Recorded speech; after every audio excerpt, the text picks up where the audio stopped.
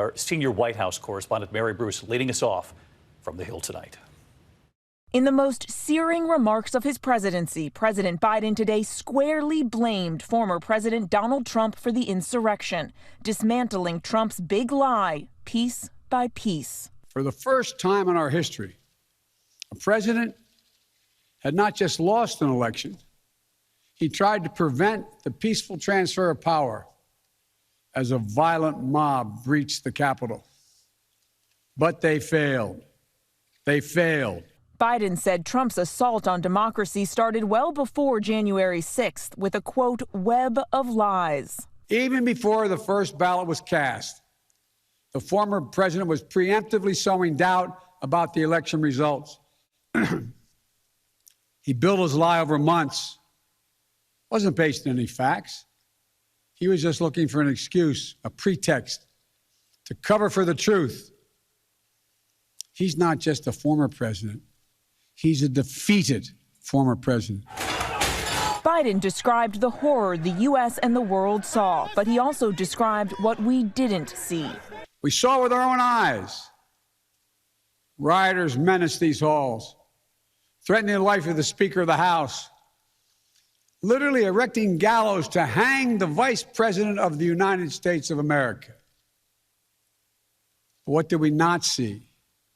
We didn't see a former president who had just rallied the mob to attack, sitting in the private dining room off the Oval Office in the White House, watching it all on television and doing nothing for hours as police were assaulted, lives at risk,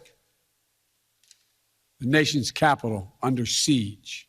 Biden accused Trump of choosing himself over his country. His bruised ego matters more to him than our democracy or our Constitution.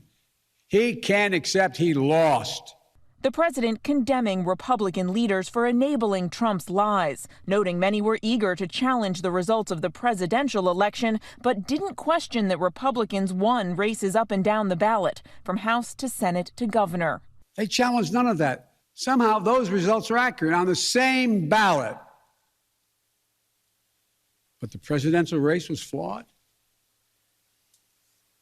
And on the same ballot, the same day, cast by the same voters. Biden today vowing to defend American democracy from Donald Trump.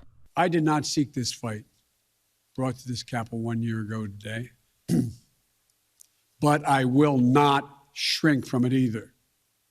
I will stand in this breach. I will defend this nation, and I will allow no one to place a dagger at the throat of democracy. That line right there getting a lot of attention today. Let's bring in Mary Bruce live at the Capitol tonight. And Mary, President Biden, as we saw there, never once mentioned former President Trump by name. And when he was done speaking to the American people today, reporters up there at the Capitol asked him why. And David, Biden said he didn't call out Trump by name because he doesn't want this to turn into a political battle between him and the former president. But Biden said what happened that day cannot be ignored. He said great nations face the truth. They face it, deal with it, and move on. David. Mary Bruce live at the Capitol leading us off tonight. Mary, thank you. Hi, everyone. George Stephanopoulos here. Thanks for checking out the ABC News YouTube channel. If you'd like to get more videos, show highlights, and watch live event coverage, click on the right over here to subscribe to our channel. And don't forget to download the ABC News app for breaking news alerts. Thanks for watching.